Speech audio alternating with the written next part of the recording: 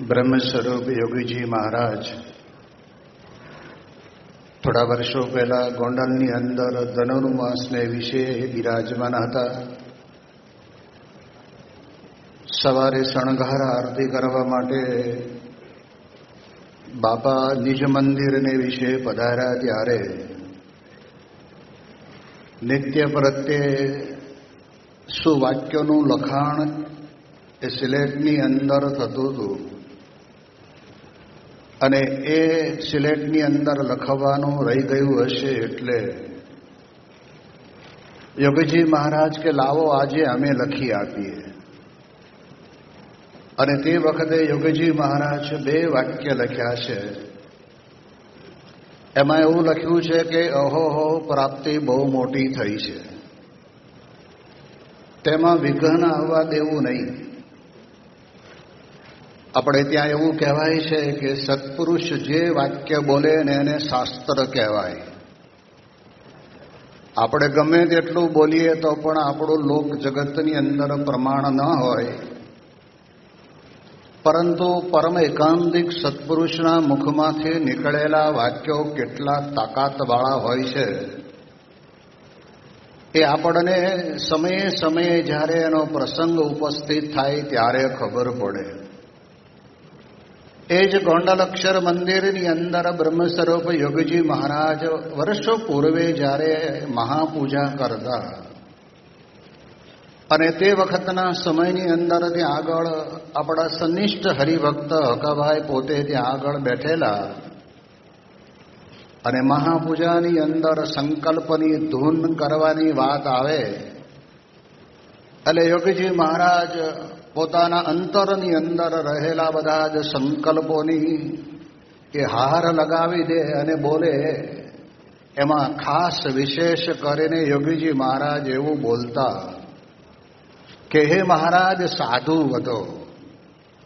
હવે જે વખતના સમયની અંદર ષષ્ઠજી મહારાજ જેવા યુગ પુરુષને પણ જોડની અંદર અડધીઓ સાધુ રાખવા પડે એવા સંજોગો હતા ત્યારે આવી રીતની પ્રાર્થના યોગીજી મહારાજ પોતે કરે અને તે વખતે હકા બાપુને અંતરની અંદર મનમાં એમ થતું કે બાપા બોલે છે પણ સાધુ વધારવા એ કે સહેલી વાત નથી.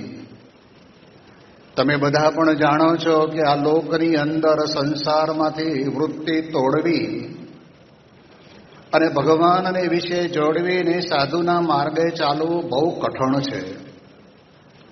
અને એવો કપરા સંજોગો હતા કે જેની અંદર આ લોકના કોઈ પણ પદાર્થનું પ્રલોભન નહોતું. નહીંતર ઘણી વખત શું થાય કે નાના છોકરાને નિશાળે મોકલવાનો હોય તો એને 2-4 ચોકલેટ ખીચામાં ભરી આપે, એના લંચ બોક્સની અંદર ગળા તીખા મમરા ભરી આપે અને સારામાં સારો એ કહેવાય છે કે સ્કૂલે લઈ જવાની સ્કૂલ બેગ પણ એને આપે. એટલે આટલા પ્રલોભનની અંદર પણ છોકરાને નિશાળે જવું ગમતું ન હોય એ પોતે ત્યાં જાય. આ એવી કોઈ વાત નહોતી. અને ત્યારે યોગીજી મહારાજ આવું બોલે ને ત્યારે હકા બાપુ એ બેઠા બેઠા હસે કે આ તો કેવી રીતે શક્ય બને. પણ સંસ્થા શતાબ્દીની શુભ શરૂઆત જ્યારે બોચાસણની અંદર થઈ અને તે વખતે પ્રમુખ સ્વામી મહારાજના સાનિધ્યની અંદર પરમ ભક્ત શ્રી હકાભાઈ ખાચર પોતે ત્યાં હાજર હતા અને એમણે પોતે પ્રવચનની અંદર આ જ વાતને આપણને યાદ કરાવીને કહ્યું કે અમને એ વખતે આમ હસવું આવતું હતું, પરંતુ આજે જોઈએ છીએ ત્યારે પ્રમુખ સ્વામી મહારાજે પોતે 1,000 જેટલા સાધુ કરી દીધા છે. એ આપણને સ્પષ્ટપણે દેખાય કે યોગીજી મહારાજના સંકલ્પનું આ કાર્ય છે. એટલે મોટા પુરુષ જે કંઈ બોલે છે ને એની અંદર આપણને રહસ્ય સમજાય છે. પૂજ્ય ડૉક્ટર સ્વામી, વિવેક સાગર સ્વામી, આ બધા યુવકો જ્યારે યોગીજી મહારાજની સાથે વિચરણમાં ફરતા હતા અને તે વખતના સમયની અંદર બાપા પોતે આમ ભાવમાં આવીને બોલે કે બાપા કે તમને બધાને અમેરિકા મોકલવા છે, રશિયા, જાપાન, જર્મન મોકલવા છે. આ પ્રમાણે જ્યારે બાપા બોલે ને ત્યારે આ યુવકોને મનમાં એમ થાય કે અહીંયા આગળ ગુજરાતની અંદર કાઠિયાવાડમાં એક ગામમાંથી બીજા ગામમાં જવા માટેની કોઈ ગાડાની વ્યવસ્થા સરખી પૂરી નથી. અને અમેરિકા અને ઇંગ્લેન્ડ અને જાપાન અને રશિયા જેવા દેશની વાતો કરે છે એટલે અંદર અંદર આનંદ કરે. અરે તે વખતે પોતે બોલતા હતા કે ભાઈ આ રોહિશાળા છે એ રશિયા સમજવાનું, એવી રીતની વાત તે વખતના સમયની અંદર કરતા. પણ એના એ જ સદગુરુ સંતો આજે આપણે જોઈએ છીએ બાપાની સાથે તો એ લોકો ગયા હશે, પણ સ્વતંત્રપણે સ્વામીશ્રીની આજ્ઞાથી આ વિદેશની ધરતી ઉપર ગયા. હમણાં જ આપણને ગુરુ હરિમહંત સ્વામી મહારાજના સાનિધ્યની અંદર પૂજ્ય વિવેક સાગર સ્વામીએ 11 દિવસ સુધી આપણને પારાયણનો લાભ આપ્યો. અને હવે સ્વામીશ્રીની આજ્ઞાથી આપણે જાણીએ કે વિદેશની ધરતી ઉપર જ્યાં આગળ મંદિરોની અંદર મૂર્તિ પ્રતિષ્ઠા થઈ છે ત્યાં દશાબ્દી મહોત્સવ ઉજવશે. જ્યાં મંદિર તૈયાર થયા છે ત્યાં પ્રતિષ્ઠા વિધિ કરશે. તો આપણે નજર જોઈએ છે કે યોગીજી મહારાજ જે બોલે છે ને એની અંદર કેટલી તાકાત રહેલી છે. 1968ની સાલની અંદર પ્રમુખ સ્વામી મહારાજ અને યોગીજી મહારાજ મુંબઈની અંદર બિરાજમાન હતા. અને તે વખતના સમયની અંદર યોગાનું યોગ એવું બનેલું કે માક્ષર સુધી આઠમ હતી. અને ત્યારે સંતોએ યોગીજી મહારાજને વાત કરી કે બાપા આજે પ્રમુખ સ્વામી મહારાજનો જન્મદિવસ છે અને એમાં વળી દાદર મંદિરની અંદર જે ચિત્ર પ્રતિમા વધારાવી છે એ મૂર્તિઓનો પણ પાટોત્સવ વિધિ આજે છે. એટલે યોગીજી મહારાજે નક્કી કર્યું કે પ્રમુખ સ્વામી મહારાજનો જન્મદિવસ છે તો આપણે ઉજવીએ. અને એ પ્રમાણે આયોજન થયું. અને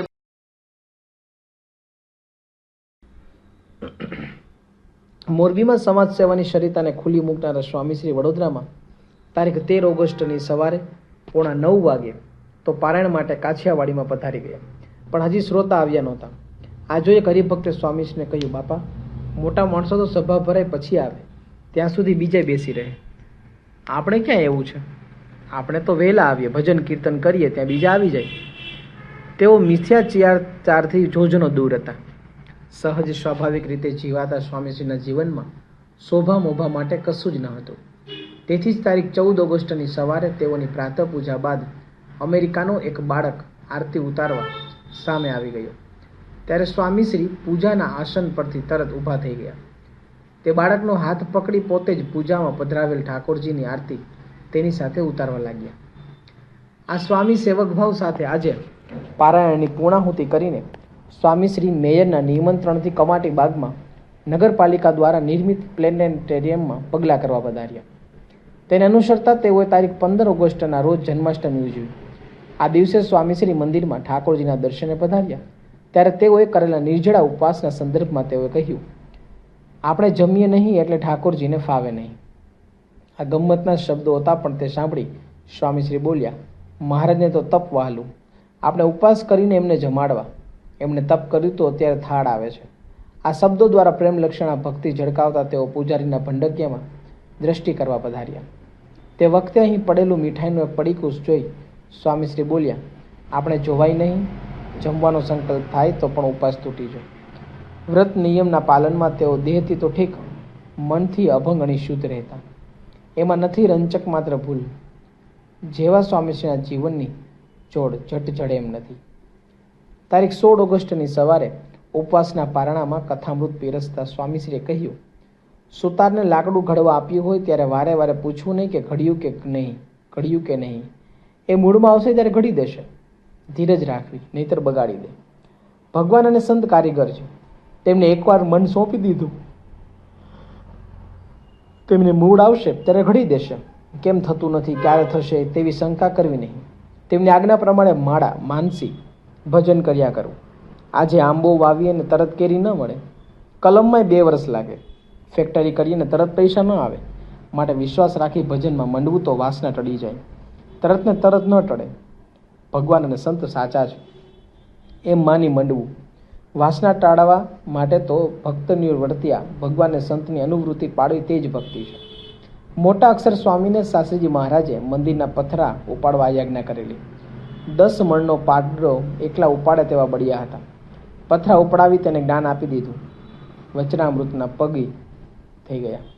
કલાકો વાત કરે ને થાકે નહીં. શ્રીજી મહારાજ તો મંદિરના કારખાનાના કલમમાં કામમાં, ખેતીના કામમાં નીંદવા, કરબડી ફેરવવા સંતોને મોકલતા. કોઈએ એમ ન કહ્યું કે અમે કાંઈ કરબડી ઝાલવા આવ્યા છીએ. બધાએ પ્રેમથી સેવા કરી તો જ્ઞાન ઉદય થઈ ગયું. આજ્ઞામાં બધું જ રહ્યું છે. આપણી રીતે બ્રહ્મરૂપ ન થવાય. શરણાગતિ સ્વીકારવી જોઈએ. ભગતજી કહેતા કે સ્વામીની જીભ વડે તેમ મારો દેહ વડે. આપણે તો આપણી જીભ પ્રમાણે ગુરુનો દેહ વડાવીએ છીએ. આમ જે ગમે પ્રભુ પ્રગટને તેમ જનને કરવું જરૂર નો સૂર છેડી સ્વામીશ્રીએ કલ્યાણની કેડી કંડારી આપી.